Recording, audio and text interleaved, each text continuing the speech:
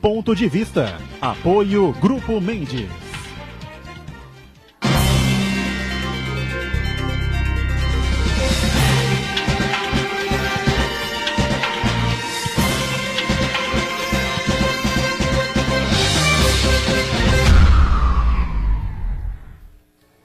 Olá, está começando aqui o nosso Ponto de Vista, você conferindo com a gente sempre neste horário da 1h30 da tarde, tradição da discussão política e dos assuntos que sempre formam a pauta aqui da cidade, não é? Saúde, educação, meio ambiente, transporte, segurança pública, não é?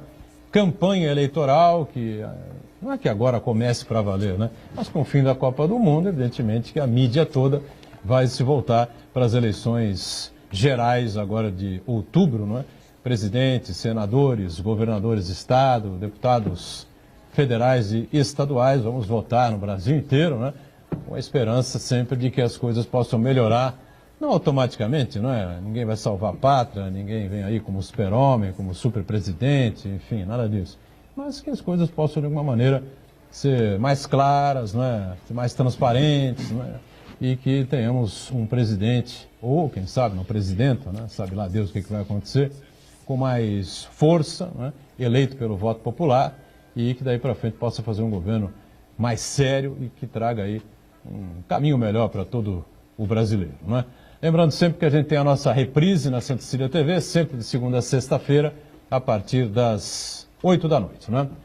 A advogada Patrícia Gores, dá o prazer da participação, da colaboração mais uma vez com a gente aqui no Ponto de Vista. Tudo bem, Patrícia? Prazer receber você mais uma vez. Tudo bem, boa tarde a todos e a todas. Para mim é sempre um prazer estar aqui com vocês. Ronaldo Serápicos, também advogado, colabora com a gente também, está conosco nesta edição de segunda-feira. Tudo bem por aí, Ronaldo? Tudo bom, Edgar, muito bom estar de volta depois dessa Copa do Mundo que desligou um pouquinho o país das nossas ansiedades, mas agora voltamos à dura realidade.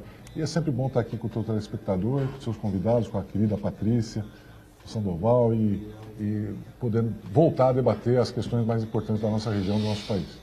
Muito bem, obrigado, Ronaldo, também está com a gente. Sandoval Soares, vice-prefeito de Santos, participa conosco aqui desta edição de segunda-feira, pós-Copa, não é? Tudo bem, Sandoval? Prazer revê-lo. Prazer é meu, Edgar. Eu agradeço a oportunidade de estar participando do seu programa, cumprimento a todos em casa que estão assistindo, Ponto de Vista, o Marco Santana, cumprimento a Patrícia, o Ronaldo. E é sempre bom estar presente assim para podermos discutir um pouco mais nossa cidade e muito mais. Mostrar aquilo que também o vice-prefeito faz na cidade de Santos, que tão pouca gente conhece, mas que tem ajudado muito também o prefeito nas condições de trabalho. Eu que agradeço. Muito bem. Marco Santana, atento lá às redes sociais, né, as transmissões nossas aqui do Ponto de Vista e sempre a sua participação importante conosco aqui. Tudo certo por aí, Santana? Tudo certo, boa tarde, Ronaldo, Patrícia, Edgar Buturão, o Sandoval, o melhor vice-prefeito de Santos atualmente. Boa tarde especial que nos acompanha ao vivo. Quero convidar você a participar do programa, mandando sua pergunta, crítica, sugestão pelo Facebook. Ponto de Vista com Edgar Buturão ou por e-mail, contato@pontodevista.tv.br. O programa também pode ser acompanhado ao vivo na internet, santaportal.com.br/tv. As edições anteriores ficam disponíveis no nosso canal no YouTube, na nossa página no Facebook. E você que nos acompanha na reprise às 20 horas, uma boa noite. Muito bem, boa noite para você, a Copa acabou e agora, mais do que nunca, o nosso mantra, né? Termina às 12h30 ao vivo o programa, até às 8, quando começa a nossa reprise aqui na Santa Cecília TV. Só Deus pode saber o que acontece ou o que acontecerá, né? Na combalida república do combalido governo capitaneado aí, ou sei lá, descapitaneado, não sei mais, por Michel Temer, né? Sabe lá. Mas aí acabou a Copa, o Sandoval, Patrícia e Ronaldo, não tem como, né? Não que a Copa do Mundo também, vamos falar a verdade, né? Tenha despertado assim lá grandes atenções, né? Seleção brasileira bem distanciada, né, da população, todo mundo acompanhou os Jogos do Brasil, enfim, um rojãozinho aqui, um foguinho ali, uma meia dúzia de bandeiras aí espalhadas, pelo menos aqui em Santos, né? Você via isso, né? Tem outros lugares aí que tinha uma rua, né? Pintada em verde e amarelo, mas nem de longe o interesse de Copas anteriores, de 8, 10, 15 anos para trás, enfim, para não ir muito longe, né? E agora, olhar para frente, né? O país vai passar por um período mais do que turbulento, com a campanha eleitoral que vem por aí, né, Sandoval? Não tenha dúvida. Eu acho um momento importante, Edgar, porque esperou-se com muita ansiedade esse ano de 2018, primeiro o Natal, Ano Novo, o próprio Carnaval, a Copa do Mundo que se encerra. E, infelizmente, no segundo semestre, vamos começar a discutir realmente aquilo que é melhor para o Brasil. Você falou bem, hoje fazer uma perspectiva do que pode ser essas eleições é muito difícil, muita discussão política ainda vai se acentuar a partir desse momento, no final de julho, com as convenções estaduais, nacionais dos partidos, o ajuntamento daqueles que pensam diferente para o Brasil. Eu acredito muito, eu estou na política por isso também, quem me conhece, eu acredito na boa política, eu acredito que é um momento importante em outubro, para quem está em casa nos assistindo, para a população santista, do Estado brasileiro, é um momento importante de mudança dos rumos desse país.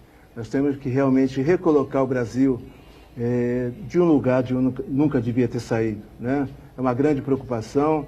Eu participo, sou do PSDB, hoje venho trabalhando muito forte a ideia, inclusive seguindo a própria orientação partidária do nosso ex-governador Geraldo Alckmin. Eu acredito que uma pessoa capacitada realmente para recolocar o Brasil nesse ponto de fortaleza. O Brasil é um país que se destaca no mundo pela bondade, por seu povo, mas infelizmente ainda não tem assim consolidado todo esse aspecto político para fazer a partilha das riquezas que tanto se faz necessário, né? Verdade. Patrícia e Ronaldo, né? O jogo para valer. Bom, o jogo tá rolando faz muito tempo, né? Muita conversa, muita negociação, né? Muito fingimento, um número de candidatos aí que ficam se colocando, enfim, para depois fazer algumas exigências aos candidatos que têm realmente chance de ir para o segundo turno e depois disputar a eleição. Mas agora não tem mais jeito, né? Então, em julho começam as convenções e as coisas vão ficar mais claras, né? E a ressaca pós-Copa do Mundo, né? Agora temos um campeonato brasileiro pela frente, né?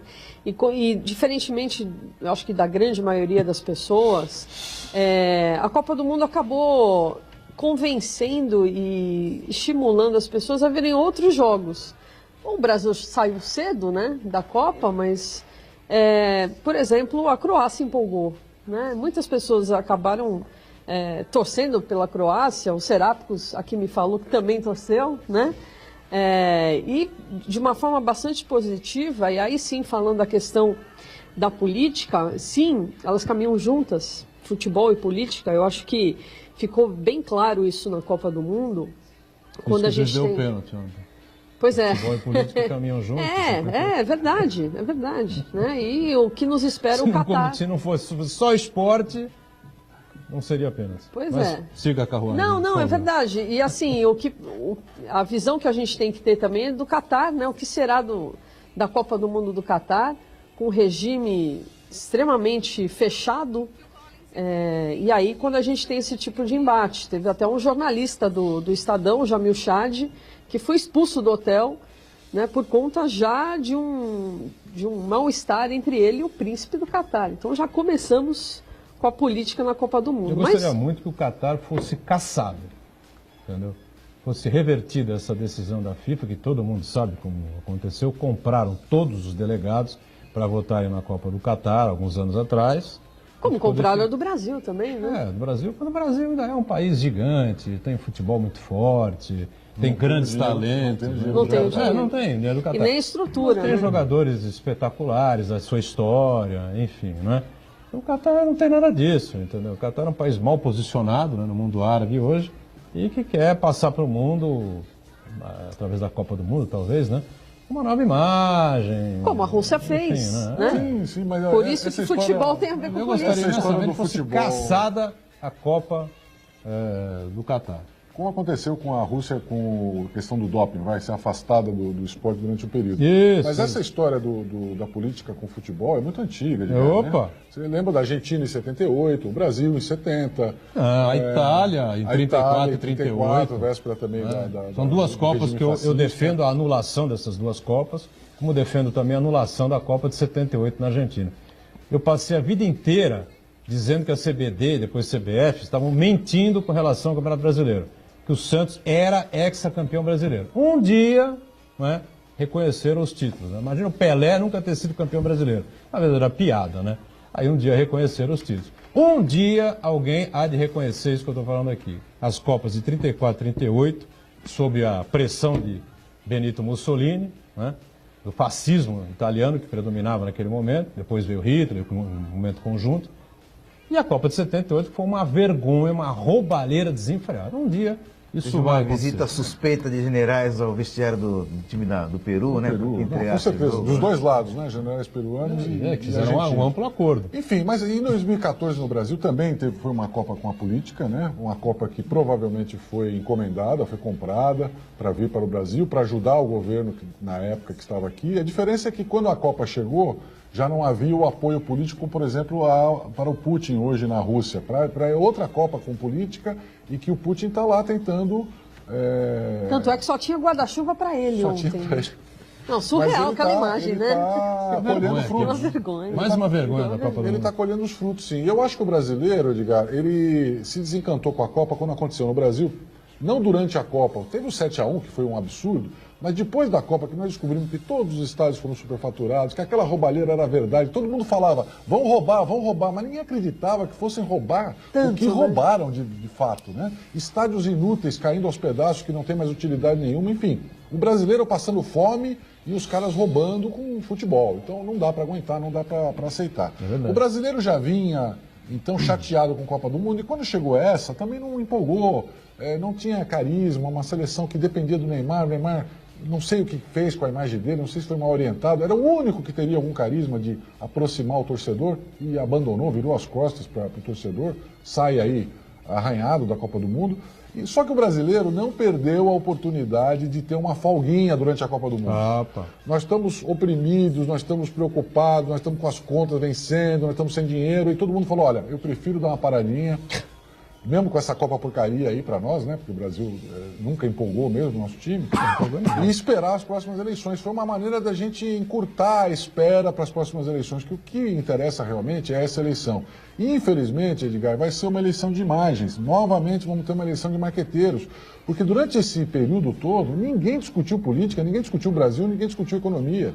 Nós estamos falando da prisão do Lula, do habeas corpus do Lula, do registro da candidatura do Lula. Antes dessa história toda do Lula, era o grampo do Temer, era a grana do Gedel, enfim, a gente simplesmente não fala de Brasil, a gente só fala de escândalo, um escândalo atrás do outro, uma prisão atrás da outra, o Fla-Flu que se instalou no Brasil, os que são contra, são a favor, todo mundo já escolheu o seu candidato, então agora está faltando pegar os que ainda não decidiram o que vão fazer, que não sabem que a vida deles está muito ruim, e eles vão votar em quem fizer a promessa mais absurda de que sua vida vai melhorar sem fazer força. E essa que é a grande preocupação nossa para essas eleições. Uma eleição muito curta que vai ser uma disputa exclusivamente de marketing. Não dá tempo de fazer política nesse período. O que tinha para se fazer já foi feito. E a gente sabe que discussão de Brasil, nenhuma. Eu não vi nenhuma alternativa para a Previdência, para a economia, nem sequer para a corrupção. Não tem uma medida de candidato dizendo o que vai fazer quando chegar lá para conter esse absurdo que o Congresso Nacional faz de poder mandar no Brasil a hora que quiser, do jeito que quiser. Pois é, mas a campanha deveria durar 1 ano e meio. No mínimo. Como você vê, os Estados Unidos, por exemplo, é assim, né? Os candidatos já estão colocados, que é diferente, né? Os candidatos vão disputando ali as prévias, conforme são 7, 8 candidatos colocados ali de um lado do outro, conforme eles vão perdendo as suas condições, né, de elegibilidade, vamos dizer assim, de continuar concorrendo, vão perdendo apoios, inclusive apoios financeiros, né? Eles vão ficando pelo caminho e, coerentemente, vão abrindo mão da sua possibilidade de disputar a legenda, né? Mas a campanha, a discussão prevalece, né? Durante esse período todo, eles são sabatinados, eles dizem quais são seus pontos de vista, eles falam o que pensam sobre assuntos polêmicos. Não acontece no Brasil. Mas é o que o Serápicos falou, né? Só está se discutindo a questão da prisão do Lula, e que não tem mais o que discutir. Está preso, pronto, né? Agora tem que discutir política, tem que discutir o futuro do nosso país, né? E isso não está sendo discutido, isso é fato. Assim, é difícil você dissociar a questão do futebol da vida do brasileiro, né? O brasileiro vive esse momento e vive o carnaval. Infelizmente, assim, Ronaldo, tem toda a razão, o brasileiro não se preocupa com o seu dia a dia, com que se tem emprego, se tem comida, o rumo que toma o Brasil, né? Você falava assim o Edgar falava de 78, na Argentina, que eu presenciei, aquilo foi um escândalo que houve na Argentina e Peru. Eu falo também de 74. 74, se nós voltarmos no tempo, A Alemanha entregou o jogo foi onde foi feita a barganha, o João Avelange assumia a FIFA. Sim, Lembra disso? sim. Perdemos a Copa na Alemanha e o João Avelange assumiu a condução da FIFA aí por mais de 20 anos. Né? E onde está? Qual a história do João Avelange perante o desporto brasileiro e mundial? De pura vergonha também, envolvido como o seu Ricardo Teixeira, o seu genro. Então, o futebol, ele sempre foi usado de uma forma a se tirar proveito. Ontem eu lia uma crônica do Tostão, e o Tostão ele colocava a questão do brasileiro que se preocupa em tirar vantagem. E ele citava aquela questão do Neymar, né? Do Neymar sofrer muitas faltas e rolar muito, cair. Ele tirava vantagem, inclusive... Virou piada em própria... Wimbledon. Olha que Eu vi, vergonha. Que vergonha. O Tostão ele fez uma posição muito boa em relação a isso. O tirar vantagem do brasileiro. E o povo brasileiro, Ronaldo, a gente fala, e a nossa preocupação é essa. A minha participação política, para quem não me conhece, Edgar, se permitir, já tive aqui no seu programa falando sobre isso. A minha participação política é cidadã, de um empresário do comércio exterior que tem 3 netinhas maravilhosas, mas empresta o seu tempo ainda para praticar boa política. E é isso que nós deveríamos ver em todos os setores da sociedade. Né? Qualquer que seja a participação profissional, nós deveríamos vir encarar realmente a política para fazer uma transformação, fazer uma política séria, onde as prefeituras, os governos estaduais, os federais, pudessem fazer jus ao orçamento de uma forma digna. Mas, infelizmente, não é assim. O povo brasileiro, nós vamos ficar, que nem você falou, é uma campanha curta, né? 45 dias, onde vai valer, mais uma vez, o poder do marqueteiro, mostrando para todo mundo o país que não existe. E aí é que eu vejo, o Edgar, a Patrícia, Marco, Ronaldo, aí é que eu vejo, no partido que eu estou, o PSDB, a história que está sendo contada há 24 anos no estado de São Paulo, a locomotiva do Brasil. É claro, falta muita coisa, tem muito para se implementar, não tenha dúvida. Mas eu vejo hoje que o melhor caminho a seguir realmente é o caminho de quem tem experiência para poder reconduzir o Brasil. E o povo realmente, eu gostaria que pensasse um pouquinho melhor. Nesse pouco tempo de Copa do Mundo, olha quanta coisa aconteceu. Quantas pessoas na Lava Jato foram soltas. E ninguém soube, não se noticiou. Ou se noticiou após a Não, noticia, né? Mas, a questão orçamentária. Mas as pessoas ficam inebriadas. Muito grande em relação à Copa do Mundo, né? A questão orçamentária na Câmara Federal. Uma vergonha, quer dizer, aquela a votação. irresponsabilidade dos deputados em colocar ainda mais gastos no orçamento público federal. Quer dizer, isso tem que ser lido, a população tem que tomar conhecimento disso, né? Então, assim, ligando o futebol com a política, eu gostaria imensamente de ter um Neymar em pé, brigando, assim, apanhando mesmo, mas levantando, pegando a bola, partindo para cima do adversário. Então, ele faz e assim isso. que eu entendo também que essa é a posição do povo brasileiro. Nós temos que pegar, levantar e partir para cima para poder mudar o Brasil. Eu acredito nisso. O Neymar exagera e tal algumas vezes, mas o pessoal exagera com o Neymar também. Viu? O Neymar não é o Pelé, Não, virou caricatura, né?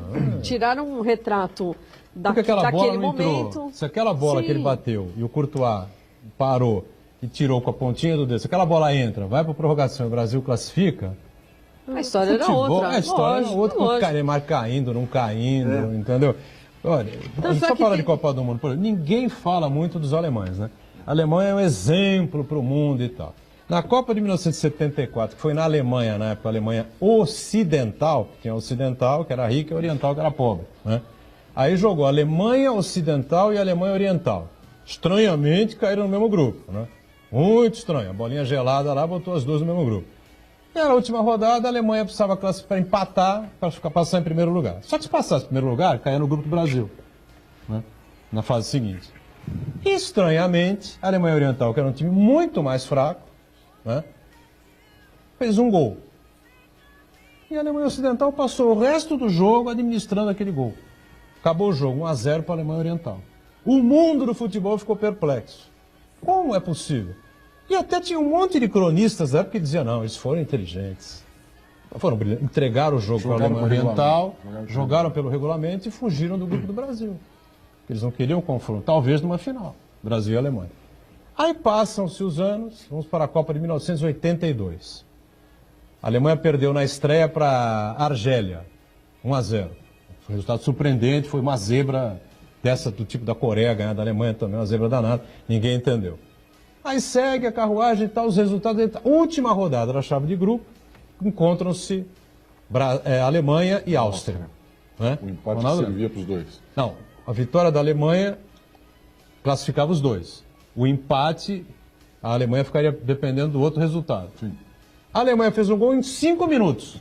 Uns 5 minutos de jogo, 1-0 para a Alemanha. O jogo acabou. O jogo acabou. Não teve mais jogo.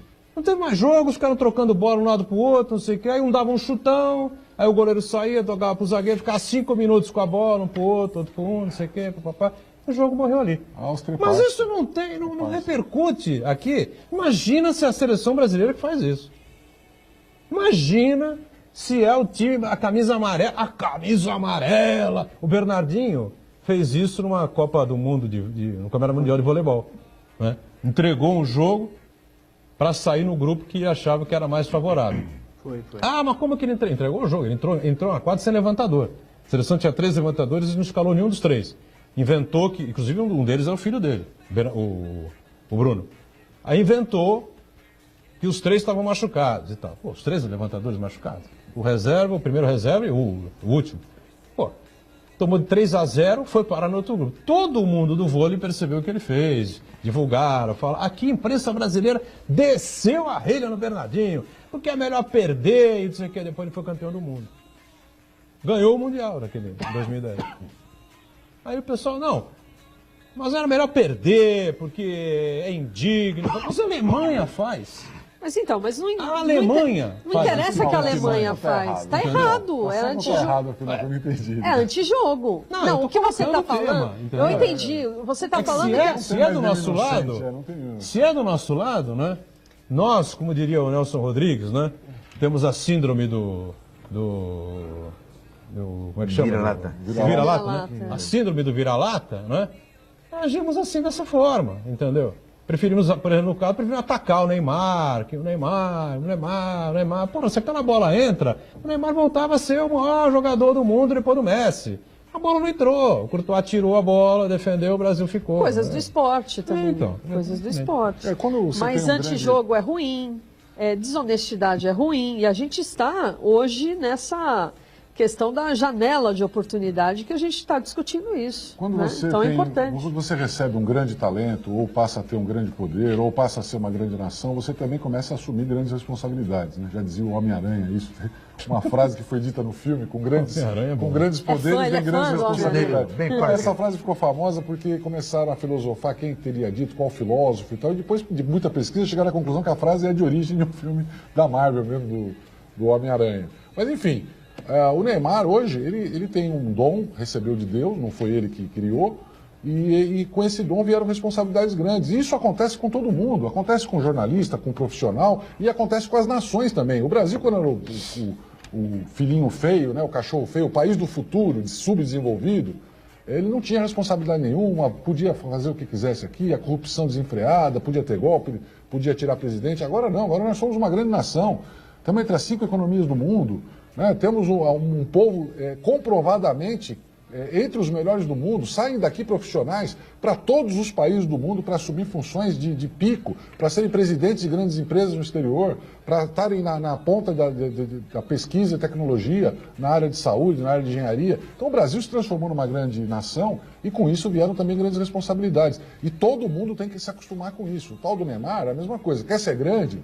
Tem que assumir a grande responsabilidade que isso traz junto. O brasileiro quer deixar de ser um povinho de segunda categoria, quer ser um povo respeitado, tem que assumir essa responsabilidade, passar a ter essa cultura de rejeitar a corrupção, rejeitar a falta de ética. E o tal do Bernardinho, quando fizer isso, seria muito bom que ele fizesse isso lá quando o Brasil era aquele paizinho de república de bananas. Hoje não dá mais. Hoje nós temos que reclamar da Alemanha que faz isso, da dos Estados Unidos, do Japão, sei lá quem faça, e também do Brasil. O Brasil hoje, se quiser ser uma grande nação, também tem que ter uma cultura de ética para ser um grande país. Talvez os orientais, tipo coreano, japonês, chinês não sei, mas esses aí, talvez em hipótese alguma façam esse tipo de o Japão nessa Copa fez, né?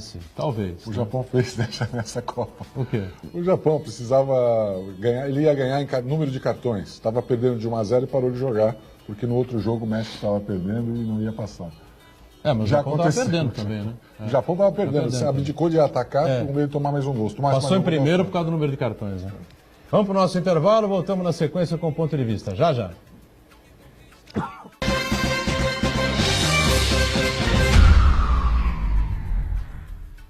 Existe um lugar em Santos onde você encontra os empreendimentos mais fascinantes da região. Um lugar amplo, aconchegante, feito para oferecer o melhor atendimento para você. Um lugar que reúne as melhores opções residenciais e comerciais nos bairros mais nobres de Santos. Um lugar que a gente nem precisava dizer, porque você já sabe. Central de Vendas Grupo Mendes, Rua Guaiaó 55, Aparecida. Venha fechar um bom negócio para abrir as portas do seu novo lugar.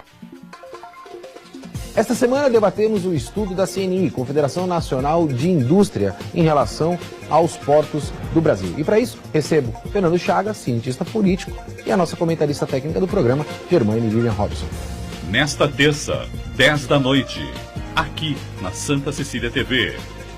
Apoio: BTP Brasil Terminal Portuário, Society Corretora de Seguros, Grupo G-Log e Mareste Telecomunicações. O livro das arquibancadas, a Presidência 2002 de Marcelo Teixeira, está à venda na Unisanta com preço promocional de lançamento. A obra indispensável para os amantes do futebol e do Santos Futebol Clube pode ser adquirida no Centro de Atendimento Integrado, na Rua Oswaldo Cruz, número 300, das 8 da manhã às 8 da noite, de segunda a sexta, e aos sábados, das 9 às 11 da manhã. Se você quiser, pode pedir pelo e-mail tesouraria@unisanta.br e receba por Sedex, ou nas livrarias Nobel, Martins Fontes e Realejo em Santos. Das arquibancadas, a Presidência 2002 de Marcelo Teixeira. Adquira o seu agora mesmo.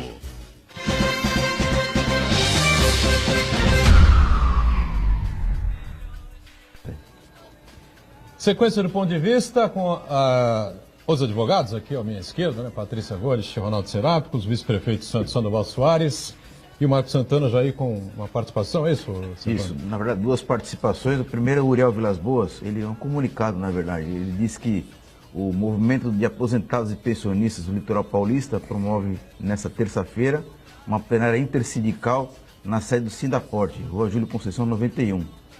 Ele convida todos os interessados. Na pauta, a primeira campanha salarial nacional de aposentados e a liberação imediata de metade do 13º salário dos aposentados. E o PH, né? E agora o Paulo Henrique Farias, ele diz que enquanto o sistema todo da política brasileira não mudar, não existe nenhum candidato que conseguirá mudar alguma coisa. E chega de futebol. É isso aí. O candidato que não conseguirá mudar alguma coisa enquanto a estrutura política não... a reforma política não vem nunca, né? Agora, a expectativa interessa, né? É o candidato que for eleito, ou candidata eleita, promover uma reforma política e algumas reformas importantes logo de cara, né? Existe o risco do próximo presidente ser um refém do tal do presidencialismo de coalizão, Congresso. Depender do Congresso Nacional. Esse é um risco real que nós temos, principalmente se acabar sendo eleito um candidato que não tenha uma estrutura de partidos para apoiá-lo. Aí foi o que aconteceu com o Collor naquela época. Porque foi o que aconteceu com a Dilma. Com a Dilma também. Perdeu a ostentação e aí acabou o governo. Porque a gente só discute quem vai ser o candidato à presidência. A gente não discute os candidatos à Câmara Estadual, à Câmara Federal, ao Senado. A gente não discute isso. E as pessoas vão lá, vão votar em um da região. E, de repente, o da região não é a pessoa ideal. A gente só pensa no nosso umbigo, esse que é o grande problema. A gente sempre vota no da região, que é claro, é importante, tem as verbas. Nem sempre. Às vezes não é um bom exemplo, né, para o Brasil, mas deixa para lá. Mas o grande problema é que a gente não discute isso, e aí acaba caindo nessa questão do presidencialismo de coalizão, que é essencial. Na atual estrutura que a gente tem hoje, o presidente ou a presidente que entrar, né, que for efetivamente eleito, vai ter que lidar com o Congresso Nacional. E ficam reféns do Congresso Nacional. Agora, qual o Congresso que a gente vai eleger? Né? A oportunidade é agora da gente mudar o Congresso. Né? Quem são os candidatos? A gente também ainda não sabe. Nós né? podíamos lançar essa campanha de você só votar em candidatos que se comprometam previamente com a reforma política. Ninguém pensa nisso. Olha, as pessoas procuram o candidato para saber o seguinte: o que vai melhorar na minha vida? O que você pode me dar? É isso aí. Qual é a contrapartida que você vai me dar? Eu já trabalhei com assessoria política, o Edgar sabe disso, nós estivemos juntos em alguns momentos. E olha, as primeiras 10 pessoas que eu atendi, que vieram procurar o deputado lá, era para pedir alguma coisa errada. O brasileiro se acostumou com isso. O político, ele já vem carregado com essa necessidade de atender todo mundo que não quer fazer a coisa certa. Demorou muito para começar a aparecer gente pedindo coisa que realmente era do interesse da cidade, da região, do país, do coletivo. Aí tá. Então nós temos essa cultura. Ninguém pensa nisso. Olha, só voto se o candidato se comprometer a fazer uma reforma política, com a proposta de reforma política. Ninguém nem Nesse filme do Getúlio Vargas, ele acho que foi muito bem interpretado pelo Tony Ramos. O filme já faz alguns anos aí, que saiu, 4, 5 anos, 6 anos. Há um momento em que ele está de pijama no quarto, né, completamente desgastado, e a Alzira, a filha dele, entra, enfim, pai, não sei o que, isso, aquilo, tem que fazer isso, tem que fazer aquilo. E numa das maneiras ele vira para a Alzira e fala: olha, vou dizer uma coisa para você, minha filha. Em todos esses anos de política, todos os anos que eu sou presidente, enfim, foram 15 anos na presidência, me parece, né? Não estou errado, por aí, 16 anos, mais ou menos isso, né? Juntando a ditadura Vargas, depois com o período que ele foi eleito, né? Nunca ninguém veio a mim pedir alguma coisa ou propor alguma coisa que fosse do interesse da nação. Nunca, jamais, em hipótese alguma. Ou é interesse pessoal, ou é interesse empresarial, ou é interesse partidário. Nunca ninguém veio me propor algo que fosse de interesse do povo, para melhorar a vida do povo, o dia a dia do povo, não sei o quê. Está no contexto do filme, evidentemente, que foram feitas pesquisas muito profundas em relação à história do Getúlio. E é uma coisa real, né, que a gente sabe hoje em dia, né, Sandoval? Você que está aí hoje como vice-prefeito de Santos, né, e muito bem colocado na gestão do Paulo Alexandre Barbosa, foi vereador, foi candidato a vereador uma outra vez, foi candidato a deputado, né? Enfim, você sabe que, infelizmente, a nossa cultura não é das mais sérias, né? Assim, Edgar, esse eu entendo que é o caminho mais difícil da política, né? O caminho de você ter que dizer não. Eu tive oportunidade, a minha vida política é muito curta em relação a tantas pessoas que estão com vários mandatos, inclusive na Câmara e na política a nível de Brasil. Eu iniciei em 2002 com uma proposta de vir candidato a deputado estadual naquela época. Então, houve quem me chamasse de louco, o que vinha por trás disso, quem era meu padrinho político, não. Então, na época, com muita ajuda, porque eu tenho uma participação com a minha esposa aí dentro da comunidade católica, de pelo menos 36, 37 anos, e foi ali que nós achamos a importância de discutir a questão de participação política. E naquele momento nós andamos muito. Eu perdi 20 quilos na época, em 2002, não larguei meu trabalho, meu escritório, continuei trabalhando, eu sou despachante aduaneiro. E ali nós tivemos, depois de 2, 3 meses aí de muita campanha, muito desgaste, acho que o Ronaldo acompanhou muito nessa época também, o Edgar. Eu lembro. Eu perdi 20 quilos. Eu tive 10.650 votos. Eu tive 10.650 votos e aquilo foi um assombro naquele momento. Uma pessoa que não tem o nome exposto politicamente vinha para a política e eu não pedia voto. Gozado. As pessoas falam, tem que pedir voto, tem que pedir. Não, eu falava de mudança política, mudança de postura. 16 anos depois, Patrícia, Ronaldo, eu continuo falando, Marco, a mesma coisa. Mudança de postura política. Mas, Sandoval, as pessoas que entram no seu gabinete de vice-prefeito, elas não vêm sempre pedir alguma coisa para elas? Então, aí a gente discute, e isso é importante que o senhor fale isso enquanto vice-prefeito, porque as pessoas entram no seu gabinete pedindo alguma coisa, sempre benefício próprio, ou da pequena comunidade, né? Não pensam no coletivo. E aí a gente mira tanto a nossa raiva, por que o Brasil não dá certo, a gente mira nos políticos. Mas será que o grande defeito são só os políticos? Né? Não, ou é o nosso povo? Os políticos não vêm de Marte, né? nem de vem do nosso Júpiter, povo. nem de Saturno. Né? Os políticos são eleitos porque são a gente. Não tem dúvida. Né? E assim, a gente tem que saber falar não, Patrícia. Tem que achar Como um bom pai. a forma de você falar que não dá para Como um bom pai e uma boa mãe, a gente tem que falar não. Né? Dói, eu não consigo, mas faz parte. Eu não consigo vender terreno na lua. Eu não consigo falar que o céu não é azul. Eu não consigo. Então, é muito difícil. Por isso que eu digo, o Edgar teve uma participação nessa última campanha também, como candidato a prefeito, né? E teve se deparou com toda a população, a petição, vamos falar assim, né, o Edgar? A pessoa querer se aproximar para tirar proveito, esse é o lado mais difícil da política. Mas ele tem que ser assim, sabe? Nós falamos aqui de dificuldades e a forma do levar vantagem em tudo da população, né? Muito se discute hoje, vocês são advogados, o Marco é advogado também? Não, sou jornalista. Jornalista, Patrícia é advogada, o Ronaldo é advogado. Eu vou fazer uma comparação hoje, e a sociedade também não se depara com isso. Hoje se discute muito a questão da impunidade, vamos falar assim na questão da segurança, né? Mas ninguém discute, por exemplo, uma reforma do sistema carcerário, para que realmente dê condição àquele que está encarcerado poder se recuperar. Hoje a sociedade não quer saber do preso. Sabe, não está preocupado. Então, o próprio governo, os políticos não estão preocupados É com verdade. isso. E a leitura que se faz Não é só o político, uma leitura não. errônea a também. Sociedade em geral não quer saber do preso. O preso que se dane. Diga, reforma do sistema carcerário, a reforma do Código Penal é importantíssima. Com certeza. Nós não podemos ter tantos recursos que levam a uma prescrição de pena. A gente não pode ter um preso que custe, no estado de São Paulo, R$ 4.500. Isso é inconcebível. Quantos trabalhadores não ganham metade que isso? E como é que um preso custa R$ 4.500? Isso é inimaginável.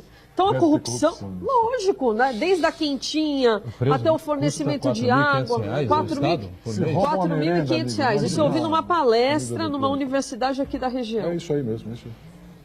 Viu, Patrícia? Então, assim, né, se é para começar direito, então vamos ver os contratos do governo do Estado de São Paulo. Como é que ele faz essa gestão de contrato? Quanto que custa a alimentação desse preso?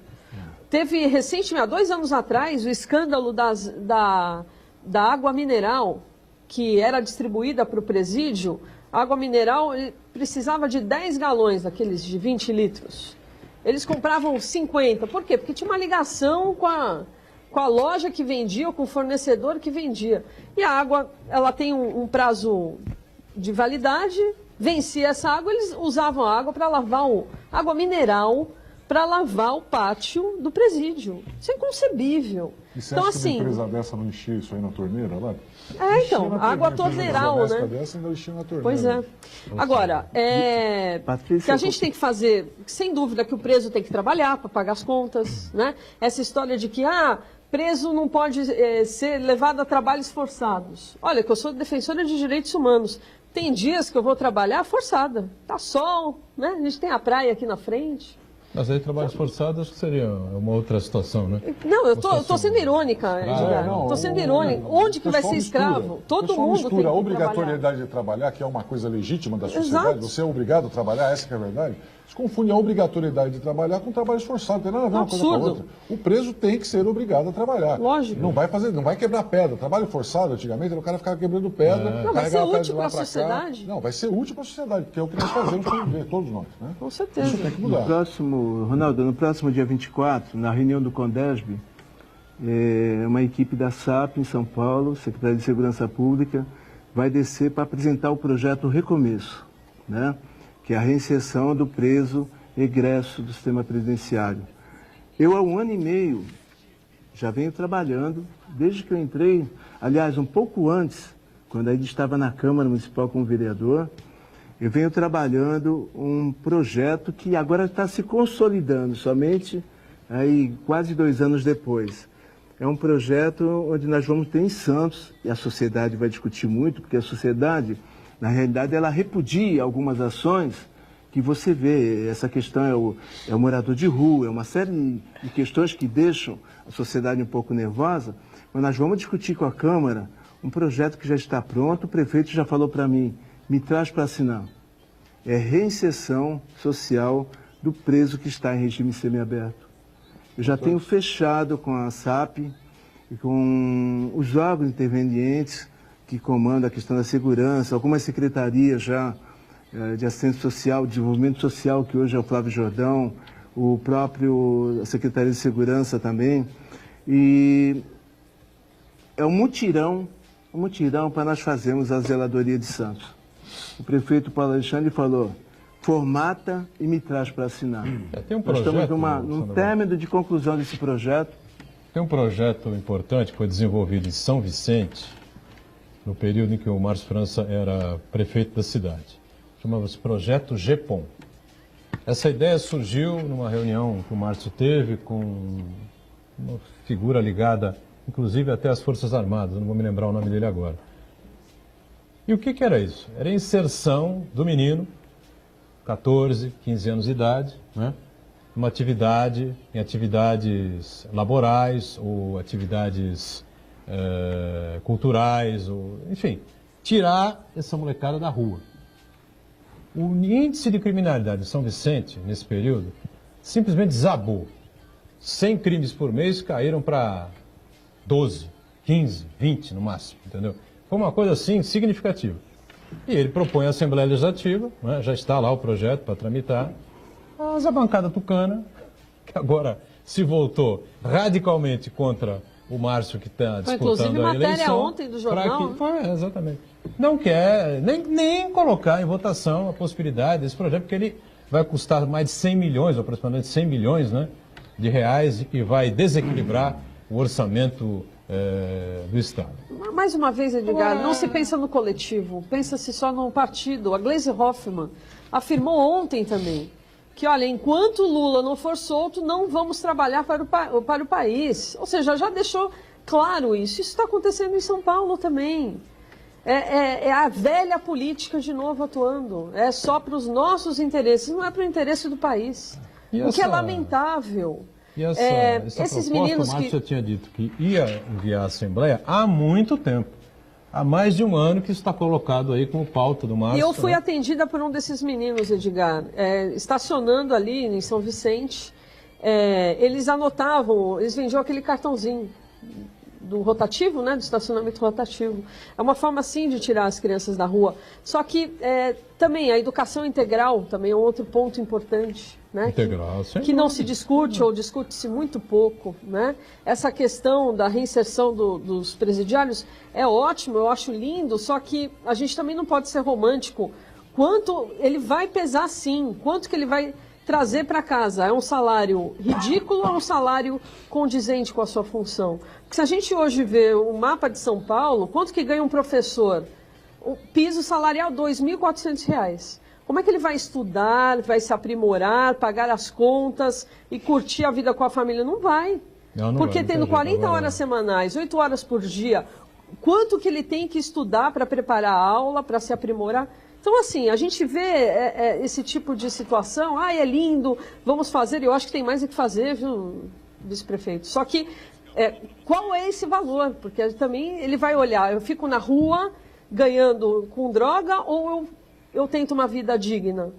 Porque na hora do vamos ver, é isso que ele vai pesar, quanto que eu vou ganhar para poder sustentar minha família. Nós temos que rever, na verdade, o Pacto Federativo, né? Porque enquanto houver essa distribuição irreal estúpida, de renda, né?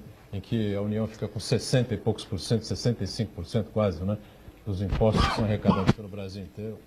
Estados e municípios completamente quebrados aí, de mãos atadas, prefeitos, governadores, uma situação absolutamente irreal. Um intervalo mais, voltamos na sequência aqui do Ponto de Vista. Já, já.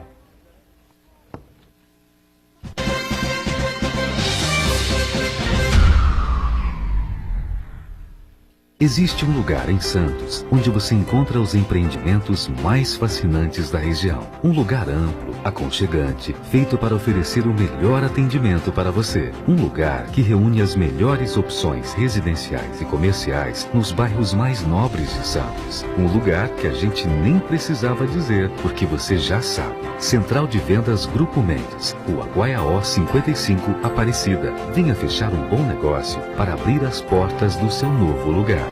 O melhor remédio contra a crise é acreditar. Anuncie na Santa Cecília TV, a TV que não para de crescer. Ligue 3202-7107.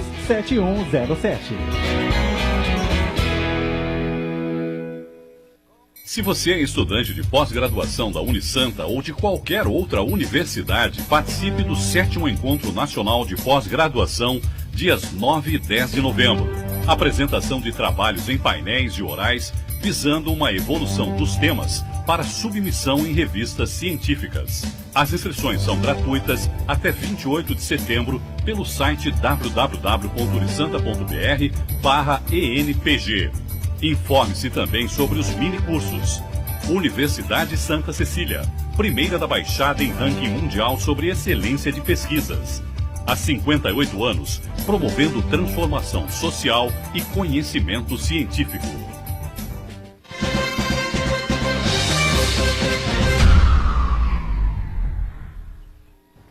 Muito bem, sequência do ponto de vista, eu queria destacar aqui uma matéria interessante sobre habitação, né? A tribuna destaca hoje aqui imóveis no paralelo, né? Diz aqui a matéria: comprar ou vender barracos em favelas e em áreas de invasão se tornou negócio comum na Baixada Santista. Vou aproveitar a presença do Sandoval aqui, que atuou durante um bom período na Coab Santista e tem uma visão mais correta, não é?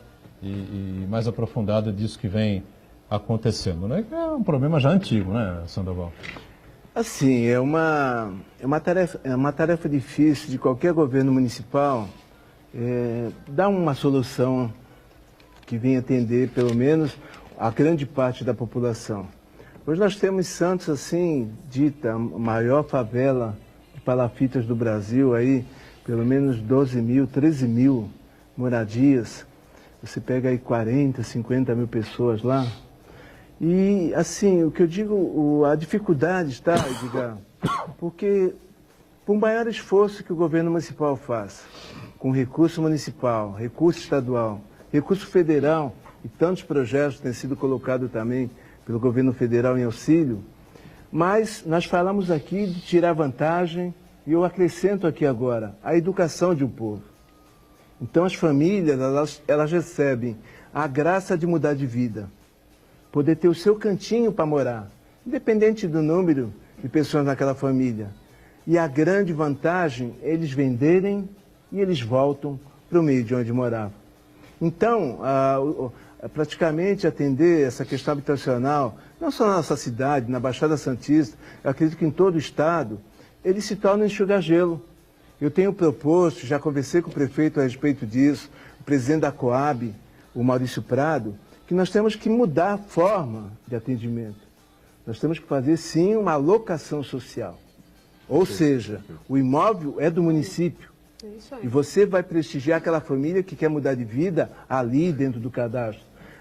O momento que aquela família entender que já é o momento de seguir outro caminho, a prefeitura se encarrega de realocar uma outra família que precisa. Excelente. Enquanto nós não mudarmos isso... Não precisa ir muito longe, Sandoval. Aquilo que aconteceu na Vila Santa Casa é exemplo da questão da esperteza do povo, né? As pessoas estavam ali há décadas e quando tiveram a oportunidade finalmente de morar numa residência digna, apareceu outros tantos alegando que moravam ali, né? Então, é a questão do pertencimento, né? Achar que o público é dele.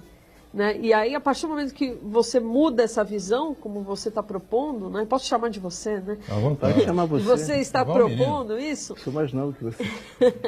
É essencial, justamente para tentar evitar esse tipo de esperteza, né? Porque gasta-se cultura bilhões. também, Patrícia, cultura. Você vê 70% mais ou menos hoje dos imóveis do CDHU são vendidos depois de comprado. O cara paga uma prestaçãozinha desse tamanho e depois vende, já vende de gaveta, já nem fica lá. Contrato de gaveta, ele quer e volta para a favela. Então, olha, você pega hoje um quarto-sala em Santos, num prédio antigo, que tem os condomínios mais caros, você consegue alugar hoje por em torno de R$ 1.500. Você tira o IPTU condomínio, sobra para o proprietário do imóvel alguma coisa em torno de R$ 800. Né? No centro de Santos, uma família, 6, 7 pessoas, moram dentro de um quarto, num cortiço, e custa R$ 800, não tem nem banheiro, tem que usar um banheiro coletivo. Então, por que ele não vai para aquele apartamento bem feito, num bairro bom e tal? Porque o locador tem medo de alugar para ele, aquela pessoa. Então, eles têm condição, eles têm dinheiro, o sujeito trabalha, tem uma família toda lá e não tem um imóvel, ele é obrigado a ir para a favela, é obrigado a ir para o cortiço, porque a locação na nossa cidade, e eu acho que no Brasil inteiro deve ser igual, simplesmente não existe para as pessoas mais carentes. Ele tem que ir para o barraco, ele tem que ir para a favela. O programa de locação social, Sandoval, para mim é uma solução muito atrasada, muito inteligente, que já devia estar funcionando no Brasil e a gente não faz. Você pega, a Caixa Econômica passou esses últimos 10 anos financiando imóvel de luxo, financiando imóvel na praia, construindo escritórios que estão vazios, construindo em Santos 4.000 salas, mais da metade está vazia, com dinheiro de recursos públicos. Recursos, evidentemente, não é que ninguém não pagou, mas o financiamento não foi para aquele que precisa da moradia, foi para a especulação imobiliária. Então nós tivemos aqui uma explosão de preços dos imóveis, porque todo mundo queria ganhar, todo mundo queria comprar e vender, e aquelas pessoas que precisavam realmente de uma moradia, ou entraram no Minha Casa Minha Vida, que é uma forma de você adquirir e depois vende, ninguém fica lá, e a locação social desapareceu simplesmente. Então tomara que você tenha sucesso, que esses projetos andem, porque eu também acredito que a locação social, não exatamente com esse modelo que nós temos hoje, mas com pequenos aperfeiçoamentos, com pequenas melhorias, eu acho que é a solução para o problema de habitação da nossa região. E, evidentemente, financiar o construtor que queira construir empreendimentos para a locação social, que é um outro incentivo que falta, que não existe, do ponto de vista governamental, incentivo para que o empreendedor lance, pela iniciativa privada, não o CDHU, não só a Coab, mas também a iniciativa privada, faça isso, receba os recursos do Estado para alocar para as pessoas mais necessitadas. Especialmente na área central, né, Sandro? Sim, eu quando vereador, eu fiz uma lei, o prefeito homologou, e que previa que quando a família fosse atendida pelo sistema habitacional do município, Coab, que eu não posso interferir na questão estadual, mas que obrigatoriamente deveria ficar naquele imóvel por 10 anos, ou 50% do prazo de financiamento. Né? A lei foi promulgada e nós não conseguimos, Ronaldo, implementar ela ao pé da letra, como dizer, porque os grupos são poderosos. Então vocês sabem que as pessoas também que moram nas palafitas, até aquelas que estão recebendo os imóveis agora nesses últimos conjuntos entregues, elas sofrem uma pressão psicológica muito grande. É do crime organizado que vem, né? Pela própria questão humilde de entendimento, já chega uma pessoa colocando, mas você vai ter que pagar condomínio, você vai ter que pagar a luz. Essa pequena condição de mudança de vida faz com que ela retroaja de onde veio. Então, se mora na favela, acaba voltando para a favela. Então, é uma questão cultural que precisa ser mudada, sabe? Nós falamos aqui do investimento, a Patrícia estava falando daquilo que se investe na questão carcerária, se investe muito também na questão de preparação dessas famílias para a mudança. E eu fui diretor da Coab Santista por 2 anos e acompanhei de perto a mudança de pelo menos aí 3 empreendimentos, né? Nós falamos da entrega, ainda tenho tempo, né, Edgar? Sim. Você veja bem, toda a família da Lemoa, 160 famílias da Lemoa foram retiradas e foram para Nova Sintra. Se nós passarmos lá, vamos ver quem está morando lá ainda. A Lemoa cresceu de novo. Eu acompanhei pessoalmente a derrubada de todos os barracos lá, tá, na Lemoa. Nós tivemos, assim, o Conjunto Pelé 2, 480 apartamentos, Jardim Rádio Clube, onde foram retiradas e nós limpamos uma boa parte do caminho São José e uma boa parte do caminho São Sebastião.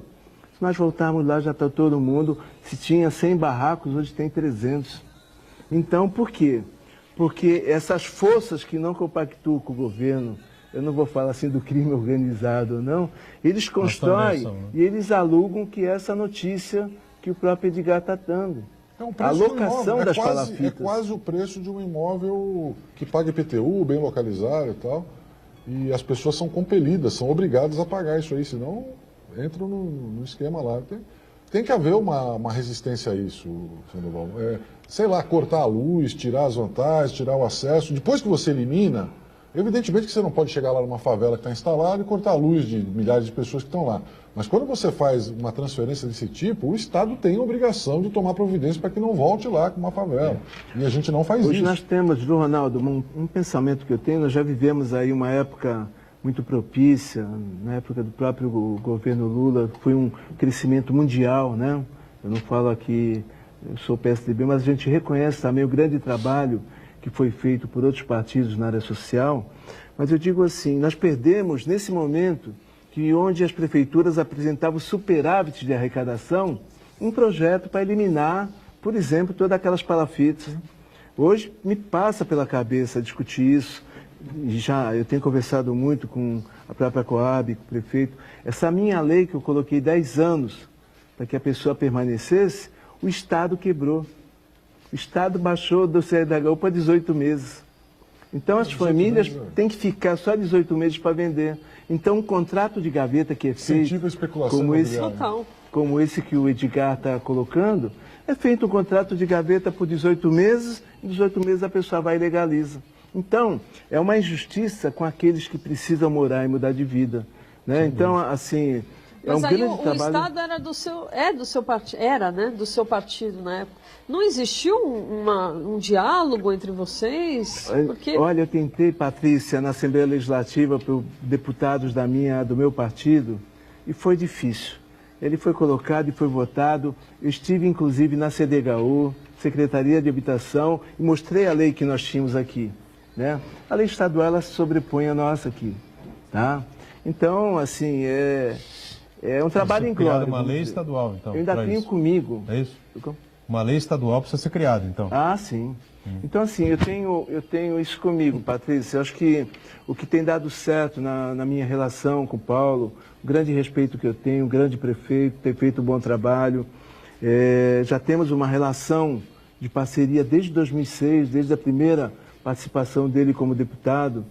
Eu vejo que há que se avançar muito nesse sentido, sabe? Porque eu vejo a questão social como primordial. Eu sou um sonhador. Parece que a minha participação política ela se torna até utópica, porque o que eu vejo é uma educação com tempo integral, onde a gente possa ocupar as crianças com 100%, não permitir um tempo livre para a questão da droga e outras coisas. Eu vejo uma saúde com excelência, com tantos equipamentos importantes que nós temos e que foram construídos também nesse governo. Eu vejo um atendimento dessas quase 1.500 pessoas que estão na rua, que hoje, quando eu falei, a sociedade repudia. Ela quer solução, mas ela não quer na porta da sua casa. E o que as pessoas às vezes precisam é só um pouco de conversa, um pouco de atenção. Elas precisam sentir gente, né? E nessa questão habitacional. É na porta do seu comércio, né? Não tenha dúvida. Terrível a coisa. Mas quem está na porta do comércio acorda de manhã cedo, recolhe as suas coisas e deixa tudo limpinho. Eu sou testemunha disso. Eu trabalho com o pessoal que está em situação de rua e eles são bem respeitosos. Ninguém quer estar na rua, não é cômodo, não é legal, não é bacana, ainda mais agora no frio, né? As pessoas estão lá por diversos motivos, a maioria das vezes por questão de drogas, né? Então eu conheci advogado, conheci médico que fala 4 línguas na época. Nunca vou me esquecer que eu entreguei o pratinho de sopa e ele começou a responder em alemão. Quer dizer, um morador de rua que fala alemão.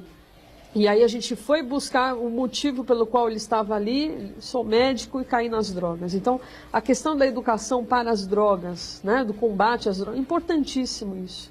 Então, essa questão social num país onde a gente vive, de pessoas são miseráveis, lógico que é importante. Tudo passa pela educação, né? Então, enquanto a gente não tiver educação integral, a gente não vai ter muita saída, não. Nem para essa juventude e nem para os adultos que estão mal preparados para o mercado de trabalho. Vou só destacar aqui no finalzinho do ponto de vista o Jornal da Orla, que circulou sábado e domingo, ainda circula aqui nesta segunda-feira por Santos, por todas as cidades aqui da região metropolitana. Fala Santista. A pauta aqui é um projeto de lei que tramita na Câmara, né? Do vereador Brás, e que cria aí, acho que é um museu, é isso, Marcos Santana?